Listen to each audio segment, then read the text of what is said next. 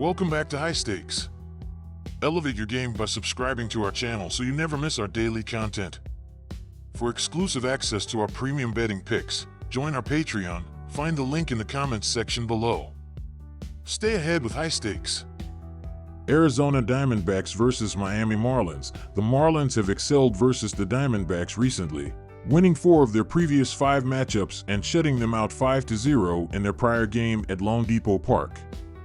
Arizona has hit a lean .196 against the Marlins pitching staff in their last 5 games. They have produced a .222 batting average with a .371 slugging percentage in their previous 5 on the road against Miami, so they may lack the firepower to mount a comeback if they find themselves down early. While Arizona has a solid pitching staff this season, they have struggled while away from their home stadium, ranking 22nd in the league in ERA with 4.46. The Marlins have been playing effectively at home recently, winning or splitting 3 of their previous 5 series, including taking 2 of 3 from the first-place Orioles. They have scored 4 runs or more in 3 of their last 4 and 7 or more in their prior 2 games in front of the home crowd. The stats and trends strongly support a comfortable Marlins victory in Miami on Monday. Take the Marlins. 8 of the last 9 matchups between these squads went under the run total, with only 12 runners crossing the plate during their 3 games played earlier this year. Marlins hurlers have produced a 2.05 ERA and a whip under 1 in their prior 5 games versus Arizona. The Marlins rank in the league's bottom half in multiple key offensive categories, including batting average, so the odds they score quickly in bunches are low. They also rank near the bottom of the league in multiple categories while hitting in front of the home crowd, including 27th in slugging percentage. Miami hitters have been limited to 3 runs or less in their prior 2 games and were shut out by the Mets on Saturday. The Diamondbacks have pushed or gone under the run total in 3 of their last 5 contests.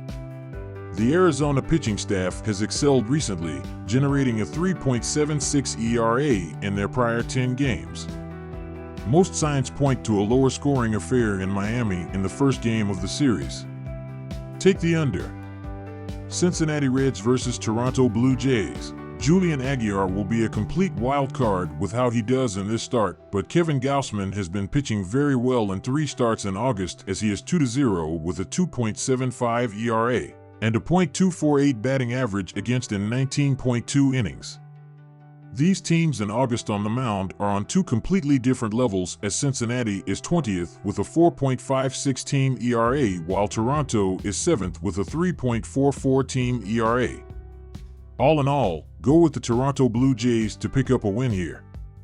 When looking at how these teams have been hitting since the All-Star break, they are struggling as the Reds are 21st with a .699 team OPS, while the Blue Jays are slightly better in 17th place with a .717 team OPS.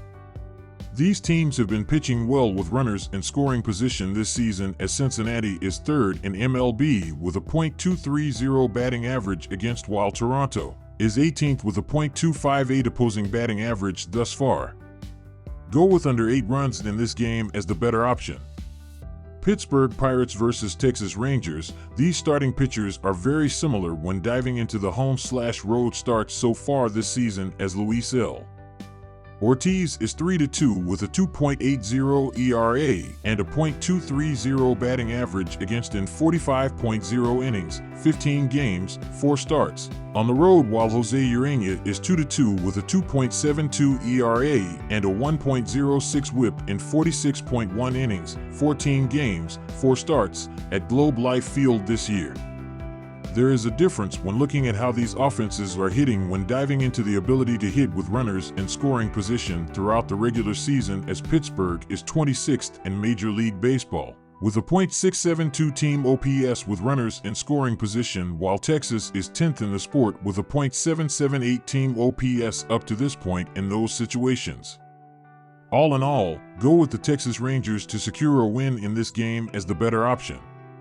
These starters in August have shown that these teams are going to be getting shelled, as Luis L. Ortiz is 0-1 with a 6.61 ERA and a 1.16 whip in 16.1 innings, 3 starts, while Jose Urena is 0-3 with a 10.66 ERA and a .382 batting average against in 12.2 innings, 3 starts. Both the Pittsburgh Pirates and the Texas Rangers can put runs on the board in August as well. The Rangers are averaging 4.44 runs in their 16 games so far, while the Pirates are scoring 4 runs in their 15 games. Go with over 8.5 runs as the better bet here. Baltimore Orioles versus New York Mets. When diving into the starting pitchers' numbers during August, there is a significant difference here as Trevor Rogers is 0-2 with a 7.53 ERA and a .357 batting average against in 14.1 innings, 3 starts, while David Peterson is 2-0 with a 1.56 ERA and a .194 opposing batting average in 17.1 innings, 3 starts, so far. There is a bit of a difference in terms of the offensive abilities as Baltimore is scoring 4.5 runs per game while New York is averaging 5.33 runs per game. Go with the New York Mets to win this game as the better bet. These bullpens can get hit around this season as the Orioles are 14th in the majors with a 3.94 reliever ERA while the Mets are 18th with a 4.14 bullpen ERA so far. Each team has played 29 games since the All-Star break and they are scoring runs well as Baltimore is scoring 5.38 runs per game while New York is averaging 4.41 runs per game.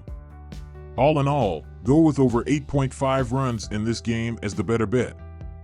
Boston Red Sox versus Houston Astros. The Astros swept the Sox in Boston in a 3-game series 2 weekends back, closing things out with a 10-2 slaughter in which the offense punished Red Sox pitching. Boston really only put up a fight in one of those battles, but the one where they had Houck on the hill, wasn't it? The Sox starter actually did well, allowing just a run in 6 innings before the bullpen imploded.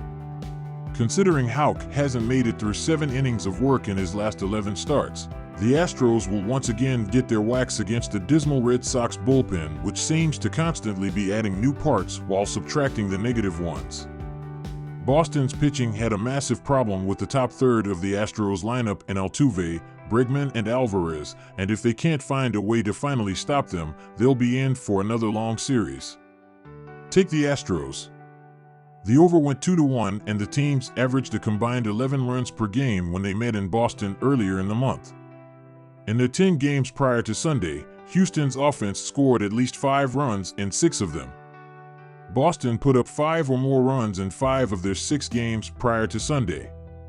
The lineup is familiar with Kikuchi, having faced him with Toronto earlier in the year, tuning up the southpaw with 4 homers in 4 innings. Of course, we saw what Houston's offense can do to Boston, and if Bregman is better than that should signal more offense for the hosts. The Astros averaged 4.78 runs per game at home this year, the 9th best mark in the game.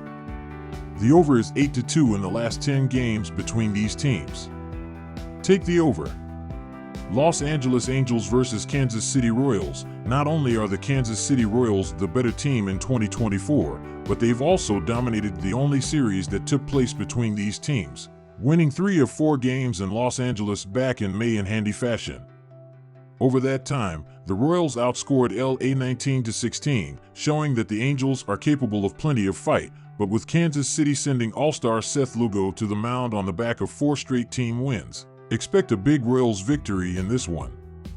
While the Angels have struggled defensively this year, the earlier series resulted in plenty of runs scored, with an average of 9 total runs per game, while their 3-game set in Kansas City a year ago saw an average of 10 runs scored.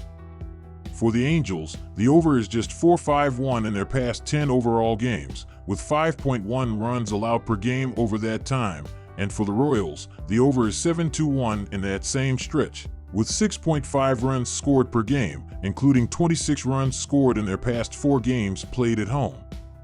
Take the over. Tampa Bay Rays versus Oakland Athletics. The Rays are coming off a series sweep while the A's lost their last game after winning 2 in a row. Tampa has had issues at the dish this season, but they did score 19 runs in the 3 games in their last series.